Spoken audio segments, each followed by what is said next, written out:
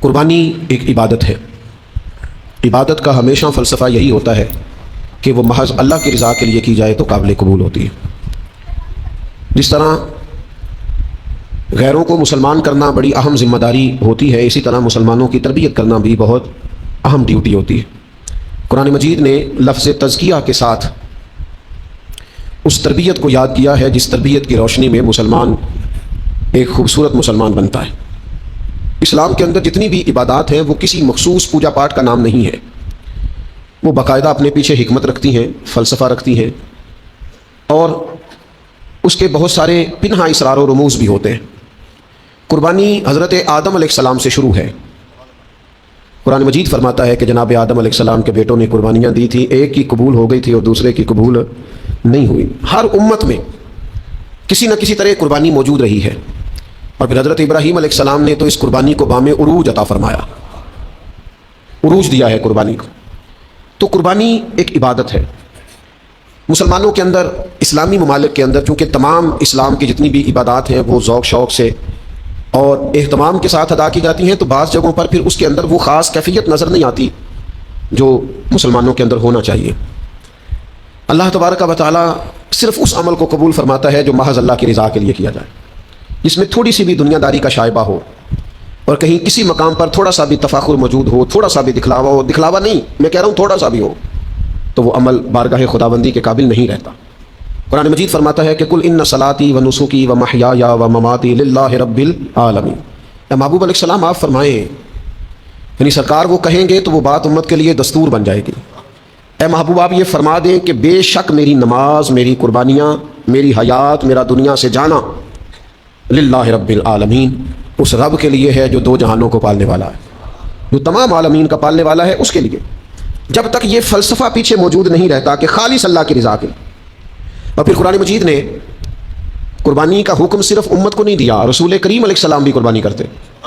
حضور پر زکوٰۃ فرض نہیں ہے، اس لیے کہ کبھی اتنا مال ہی جمع نہیں ہوا کہ وہ نصاب کو پہنچتا، لیکن قربانیاں تو دو کرتے تھے رسول کریم، دو قربانیاں فرماتے، اور 10 سال حضور مدینہ شریف میں قیام پذیر رہے، ہر سال رسول کریم نے قربانی دی، ہر سال۔ اللہ تعالیٰ نے نبی پاک علیہ السلام کو 7 اولادیں عطا کی، 3 بیٹے 4 بیٹیاں۔ چاروں بیٹیاں جوان ہوئیں، ان کی اولادیں ہوئیں، اور تینوں بیٹے چھوٹی عمروں میں وصال کر گئے۔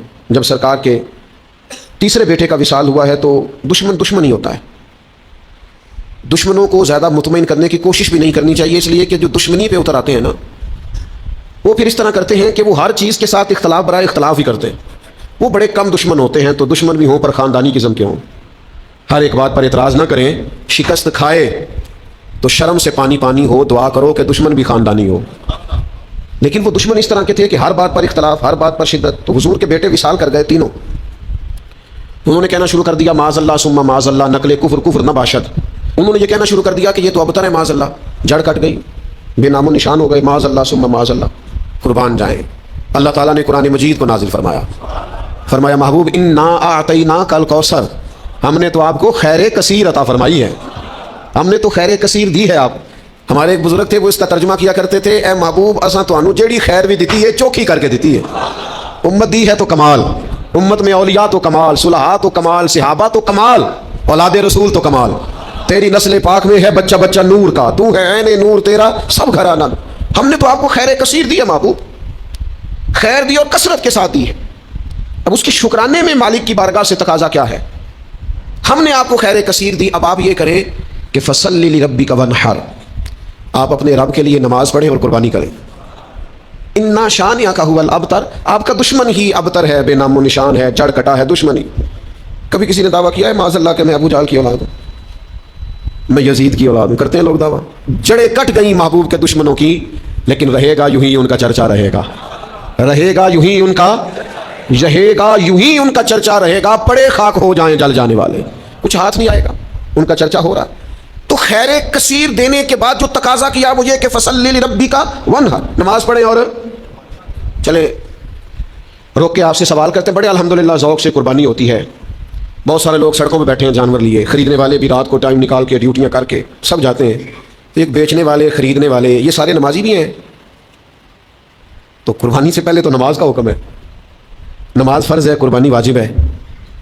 ایک صحابی کہتے ہیں میرے ماموں نے عید کی نماز سے پہلے قربانی کر لی، جانور بھی قربانی کی نیت سے خرید رکھا ہوگا، ارادہ بھی قربانی کا تھا، پر نماز سے پہلے قربانی کر لی۔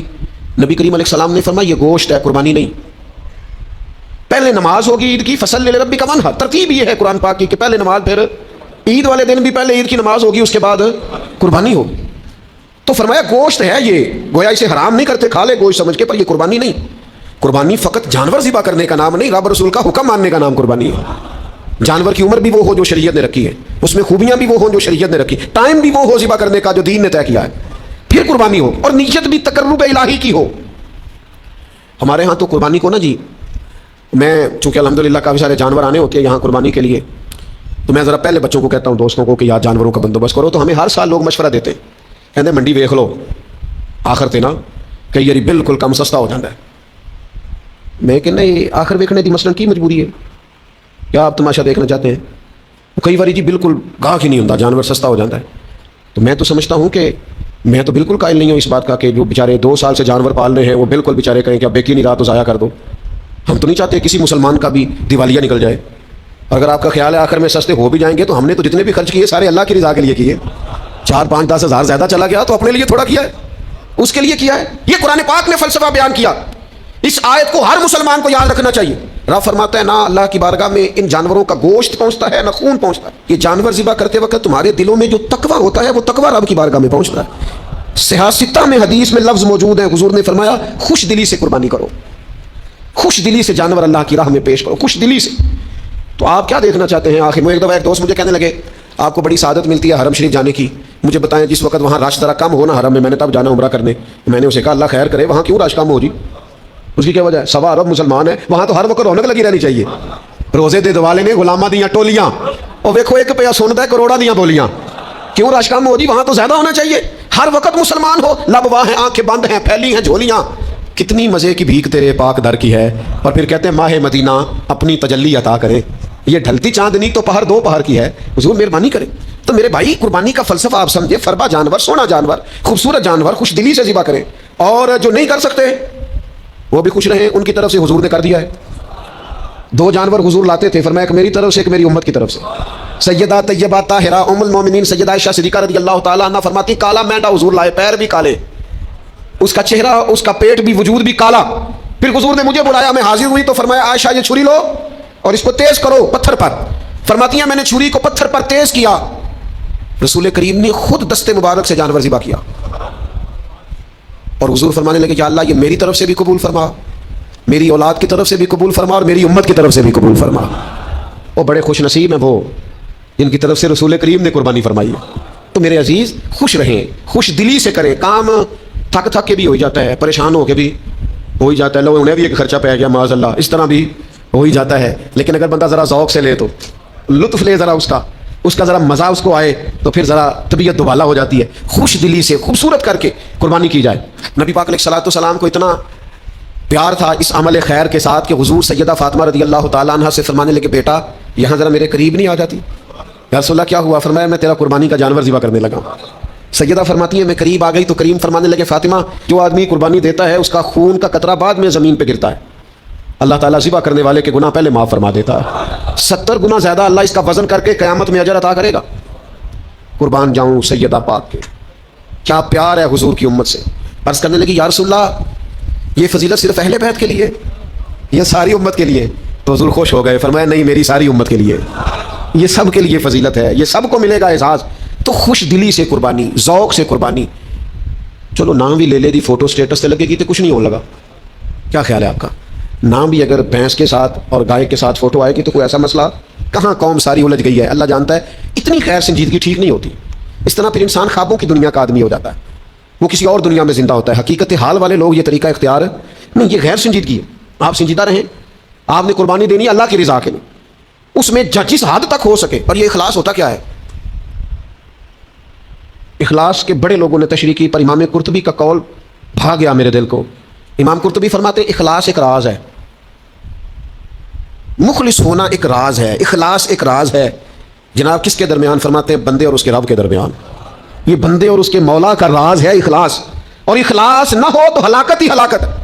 امام محمد غزالی رحمۃ اللہ علیہ فرماتے ہیں سینکڑوں کتابیں دیکھ کر ہزاروں لاکھوں صفحے کھنگال کر اس نتیجے پہ پہنچا ہوں کہ علم کے بغیر ہلاکت ہے، اور علم ہو اور عمل نہ ہو تو پھر بھی ہلاکت ہے.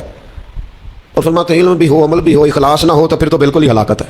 ہلاکت ہی ہلاکت ہے. معنی کیا ہے؟ اگر اخلاص نہیں تو ہلاکت ہے، اور اگر اخلاص مل جائے تو پھر خدا کی رحمت ہے. میرا اللہ کا فضل ہے، اخلاص کے ساتھ، للہیت کے ساتھ، محض اپنے مالک کی رضا کے لیے اسلامی عبادات میں سے اہم عبادت قربانی ہے. ہمارے ہاں نا دو چار چیزیں بڑی قابل توجہ ہیں. جب آپ عبادت کرتے ہیں نا تو عبادت وہ نہیں ہوتی جو ہم طے کرتے ہیں، عبادت وہ ہوتی ہے جو اللہ رسول طے کریں گے. آپ اپنی مرضی سے کوئی چیز طے کر لیں، یہ نہیں ہو سکتا. لیکن نا آپ عمرہ کرنے کے لیے جاتے ہیں، خانہ کعبہ کے گرد گھومنا عبادت ہے. صفا مروہ کے بیچ صرف آپ کچھ نہ پڑھیں، کوئی دعا نہ پڑھیں، آپ طواف کریں خالی، کوئی لفظ بھی ادا نہ کریں، آپ کو اتنا ہی ثواب ملے گا جتنا نفل نماز پڑھنے کا ثواب ملتا ہے. یہ عبادت ہے. صفا مروہ کے بیچ آپ صرف چل رہے ہیں، عبادت ہے.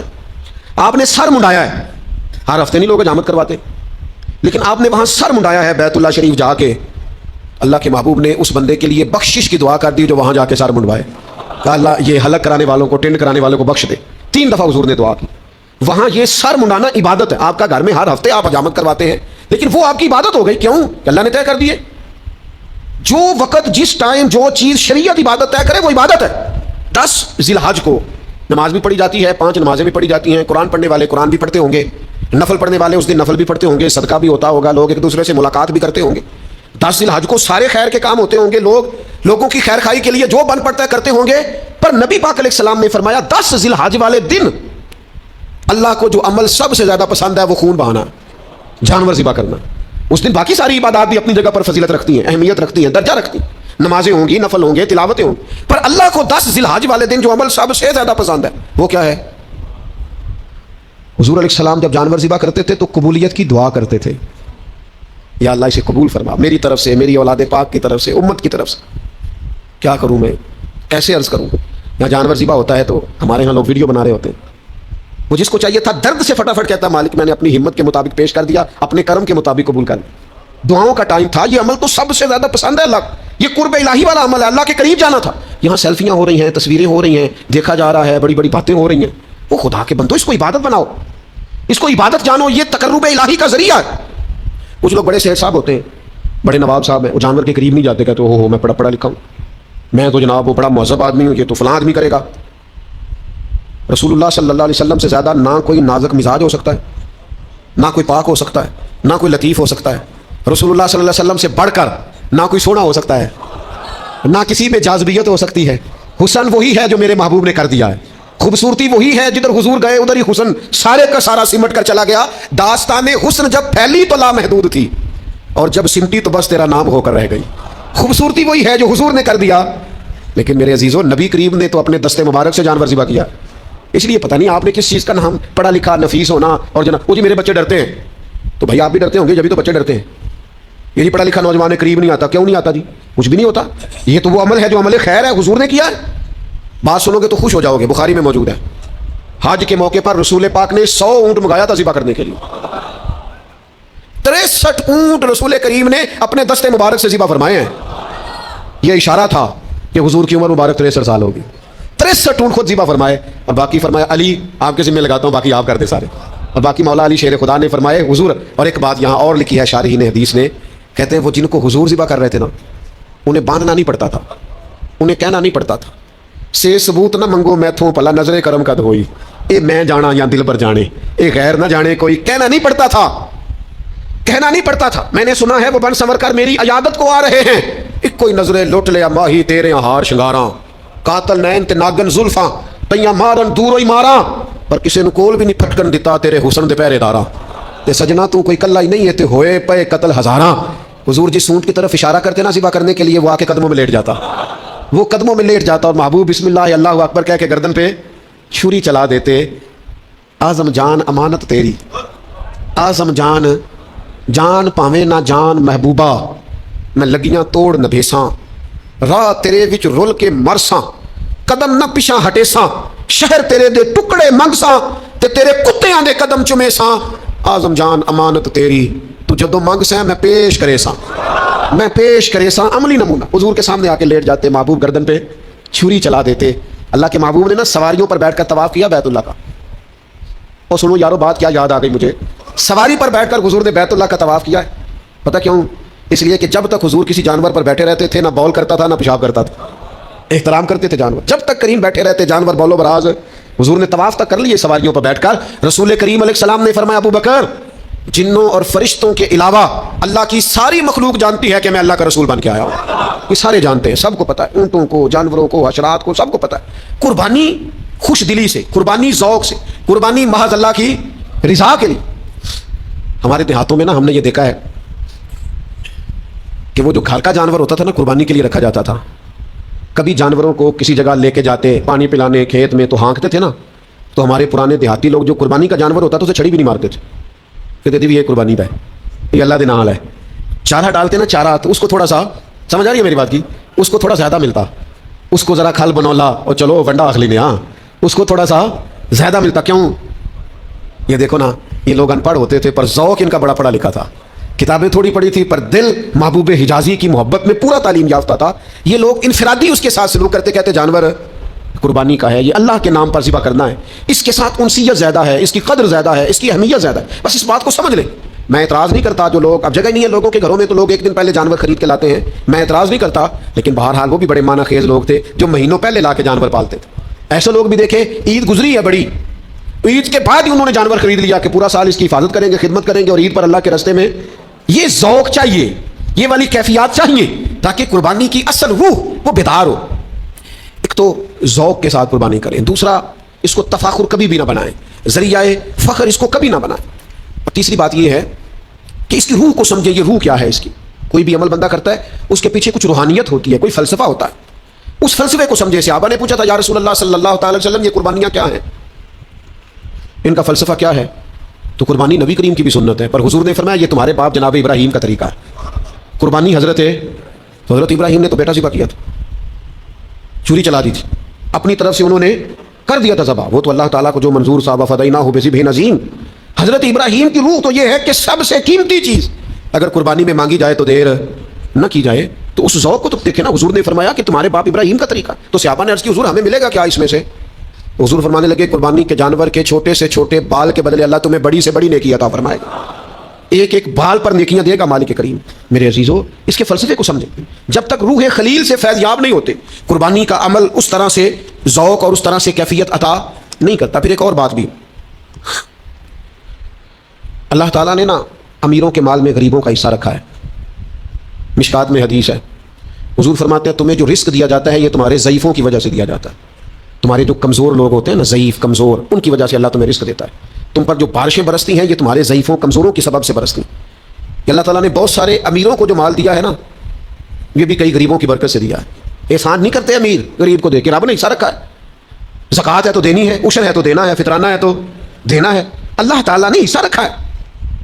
اور وہ کہاں گئے جناب شیخ شبلی جیسے لوگ جو غریب کو دیتے تھے اور ساتھ کہتے تھے تیرا شکریہ, تو میرے دروازے تک آیا ہے, اللہ کی رحمت آئی ہے, مجھے موقع ملا ہے اس کی راہ میں کچھ دینے, شکریہ, خود بھیک دے خود ہی کہیں منگتے کا بھلا ہو. وہ لوگ کہاں گئے؟ میرے عزیز, اللہ نے حصہ رکھا ہے. اس لیے اس بات کو آپ سمجھ لیں. زکوٰۃ دیں تو خوش دلی سے دیں, فطرانہ دیں تو خوش دلی سے. اتنا سوکھا نہیں ہوتا شاپر لے کے کسی کے دروازے پہ جانا. چلیں آپ اس بندے کو سمجھ لیں کہ وادی مجرم ہے, سمجھ لیں, لیکن اس کو دیکھ کے ہی آپ عبرت پکڑ لیں کہ آپ کو جانا نہیں پڑا, کوئی آیا آپ کے دروازے. پھر ہی چلو آپ یہی غور کر لیں کہ کوئی آیا, اللہ نے آپ کو دینے والا بنایا. تو غصہ کرنا, چہرے پہ شکن ڈالنا, یہ تو اسی نماز پڑھ کے آئے ہیں تو آ بھی گئے ہو, یہ کوئی طریقہ ہے؟ تو سون ہی نہیں دیندے بھائی, کیا مطلب, یہ لہجے ہیں, کیا انداز ہیں. ایک بزرگ ہیں, وہ کہنے لگے کہ 7-8 لاکھ روپیہ ادارے میں سیلری جاتی ہے, مدرسین کی تنخواہیں ہیں, باورچیوں کی, اس کی. کسی نے ان سے کہا کہ آپ, ہمیں اچھا لگے گا اگر آپ دیں. تو وہ کہنے لگے یار میری اوقات نہیں ہے کہ میں لوگوں کو تنخواہیں دوں, اس لیے میں نے کسی کے ذمہ لگایا, وہ میری حیثیت نہیں, مجھے شرم آتی ہے کہ یار اب میں مطلب بانٹتا پھروں. محض یہ کون لوگ ہیں جو ہر وقت اس احساس کا شکار رہتے ہیں کہ بھائی میں مسکین پرانا خادم, کسے در ملی نہ ٹوئی. تے واصف یار نے نظر جو کی تھی, تو پھر واصف وہی مختصر سی میری کہانی ہے, جو بھی ہے آپ کی مہربانی ہے. تو بن کے نہ بیٹھ جائیں, اللہ سے ڈریں. جب آپ جھڑک کے دے دیتے ہیں تو اس کا ثواب کم پڑتا ہے, اجر میں کمی آتی ہے. آپ باطل کرتے ہیں احسان جتلا کر اور تکلیف دے کر اپنے صدقات کو. خوش دلی سے جانور ذبح کرنا. ایک بات اور آپ سے کرنی ہے, پھر بات سمیٹتا ہوں.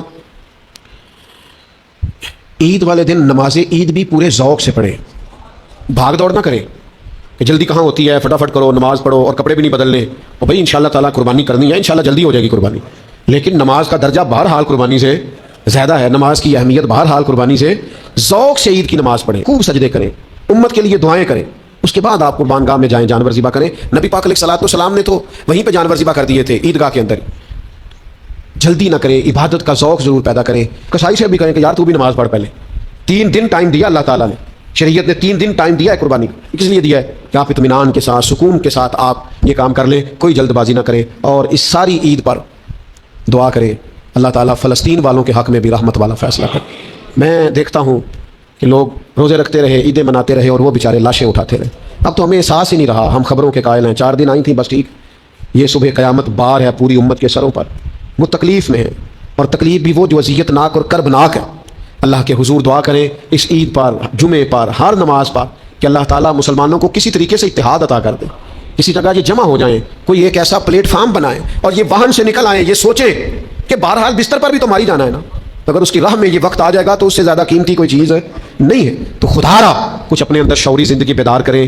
ان مسلمانوں کے لیے تو اب اس طرح کی طبیعت ہو گئی ہے کہ آوازیں بھی نہیں اٹھتی ہیں، اب تو نام ہی کوئی نہیں لیتا، اب تو ذکر ہی کوئی نہیں کرتا۔ دعا یہ ہے کہ اللہ پھر سے اس امت کو عروج اور باغپن عطا فرما، اور پھر سے اللہ تعالیٰ امت کے وقار میں اسی طرح سے بلندیاں فرما۔